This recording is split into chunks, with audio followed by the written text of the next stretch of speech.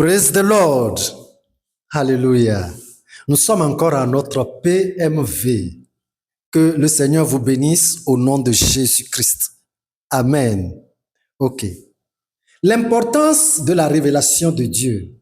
Habakkuk, chapitre 2, verset 1. J'étais à mon poste et je me tenais sur la tour. Je veillais pour voir ce que l'Éternel me dirait et ce que je répliquerais après ma plainte. Gloire à Dieu. Est-ce que ici le nom poste ne veut pas signifier la dépendance à Dieu et le nom la tour et la plainte, le devoir, l'obligation? Je crois que oui. J'étais à mon poste, ma dépendance à Dieu et non à moi-même ni à rien d'autre. Je me tenais sur la tour, ça c'est la prière. Et Habakkuk dit, pour voir ce que l'Éternel me dirait. Ça c'est quoi? C'est la révélation. C'est qu'un bon serviteur ne fait rien de lui-même s'il veut réussir et plaire à son Dieu. Et le premier exemple même, c'est le Seigneur Jésus-Christ. Le Seigneur Jésus lui-même. Comment on l'appelle? Jean chapitre 12. Et nous lisons le verset 49. Jean chapitre 12. Jean chapitre 12, verset 49 maintenant. Verset 49. Car je n'ai point parlé de moi-même, mais le Père qui m'a envoyé m'a prescrit lui-même ce que je dois dire et annoncer. Amen. Pourquoi Jésus-Christ a-t-il glorieusement réussi? Parce qu'il dépendait à la lettre du Père ce qu'il doit dire et annoncer lors de sa sortie d'évangélisation, lors de sa prédication, disons même à l'église. Il ne dépendait pas de sa maîtrise des Écritures. Il ne dépendait pas de la connaissance qu'il a acquis pendant sa formation théologique. Disons ça comme ça. Mais de ce que Dieu lui dira et lui annoncera. Pourquoi obligatoirement cela? Accompagnez-nous pour lire 2 Corinthiens chapitre 3 et le verset 6. Voilà, et le verset 6. 2 Corinthiens 3, verset 6. Il nous a aussi rendus capables d'être ministres d'une nouvelle alliance, non de la lettre, mais de l'esprit. Car la lettre tue, mais l'esprit vivifie. Alléluia. La lettre ici signifie l'homme et sa propre connaissance. Et son produit ou son résultat est la mort. Même quelle que soit son éloquence, il ne produira aucun effet de vie parce que c'est l'homme et c'est la chair. La chair est terrestre. Elle ne peut produire que des rendements charnels, des rendements mortels. Maintenant, l'esprit, c'est la révélation de Dieu. La communication directe et sur champ du Saint-Esprit. C'est lui qui fera de vous un serviteur fidèle au service de celui qui vous a enrôlé.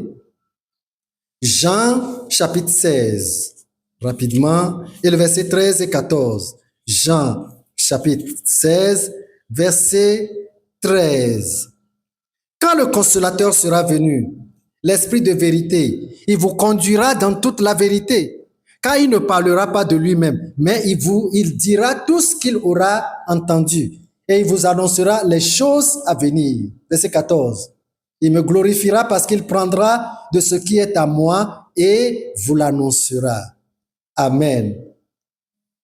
C'est ça ce que nous appelons la révélation de Dieu, la révélation du Saint-Esprit. Avec lui, nous sommes rassurés que nous sommes sans aucun doute dans la vérité. Et notre conscience aussi nous rend le témoignage que c'est le roi des cieux qui parle et qui nous annonce ce que nous disons et prêchons. Donc la dépendance totale à Dieu est très importante si nous voulons plaire à Dieu.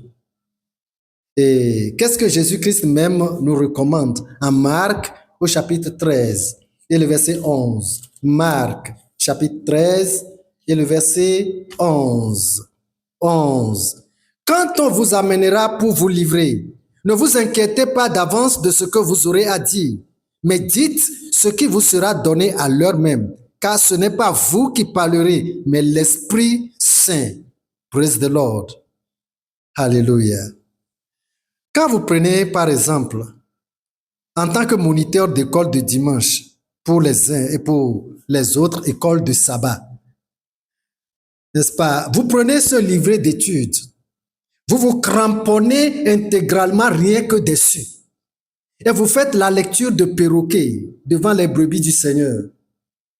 Il y a même dans certaines rares églises où la prédication lors du culte de dimanche est dressée de A à Z sur un papier et partagée aux pasteurs qui aussi à leur tour s'en vont faire la lecture intégrale de perroquet. Mais les besoins diffèrent d'église en église, n'est-ce pas? Ces livrets et papiers de prédication sont des canevas, l'ensemble des points principaux que vous devez développer. Et cela vous conduit, n'est-ce pas, à aller à votre poste et à vous tenir sur la tour. Veillez pour voir ce que vous dira le Saint-Esprit concernant le sujet du jour. Seigneur, que dois-je dire à tes brebis sur lesquelles tu m'as établi pour les paître? Alléluia. Parle-moi, Seigneur, pour que je parle dans l'écho vivant de ta voix. Nourris-moi pour que je nourrisse tes enfants de la manne de vie. Enseigne-moi afin que j'enseigne les choses précieuses que tu transmets et fais que mes paroles atteignent le tréfonds même de plusieurs cœurs. Alléluia. Et vous allez constater que votre enseignement ou votre prédication est beaucoup plus profond et plus riche que ce que contient votre fiche de prédication ou de message. Parce que vous prêchez ou annoncez la révélation du Seigneur par le Saint-Esprit. Quel est le résultat que cela produit? En Actes, au chapitre 26, versets 27 et 28. Crois-tu au prophète, roi Agrippa? Je sais que tu y crois. Et Agrippa dit à Paul, tu vas bientôt me persuader de devenir chrétien. Praise the Lord. Voyez-vous, cette petite et simple question de Paul suffit pour convaincre le cœur du roi Agrippa. Parce que Paul annonce la parole de Dieu sous la totale dépendance du Saint-Esprit. Praise the Lord. Actes, chapitre 2. Et maintenant le verset 37. Actes, chapitre 2, carrément en arrière. Chapitre 2 et le verset 37. Après avoir entendu ce discours, ils eurent le cœur vivement touché et ils dirent à Pierre et aux autres apôtres, « Hommes frères, que ferons-nous? » Alléluia. Vous savez, aujourd'hui, chaque fois après les messages, que ce soit à l'église ou dans les rues, les gens sont toujours indifférents. Ils sont les mêmes. Les messages et les prédications paraissent des formalités d'usage. Ils paraissent comme, n'est-ce pas, une coutume, comme quelque chose d'habituel. Et la parole de Dieu est comme de l'eau ordinaire versée sur le dos du canard. Voyez-vous? Et aller à l'église les dimanches est devenu une formalité de semaine à observer. Et même pour le pasteur, c'est aussi juste une formalité à remplir et s'en débarrasser. Aucune vision qui l'amène au poste et, n'est-ce pas, sur la tour. Qu'est-ce que Dieu dit d'un tel pasteur et de son église? Nous achevons bientôt. Apocalypse chapitre 3 et le verset 1. Verset 1, la toute dernière phrase. La toute dernière phrase. Je sais que tu passes pour être vivant et que tu es mort. Alléluia. C'est un pasteur mort. Parce qu'il annonce des choses qui ne viennent pas de Dieu à l'heure propice, à cette heure même. Et qu'est-ce que Dieu dit de son église? Toujours Apocalypse chapitre 3, verset 2. Verset 2. Sois vigilant et affermis le reste qui est prêt de mourir, car je n'ai pas trouvé tes œuvres parfaites devant mon Dieu. Gloire à Dieu. Donc, même les brebis de l'église sont en train de mourir.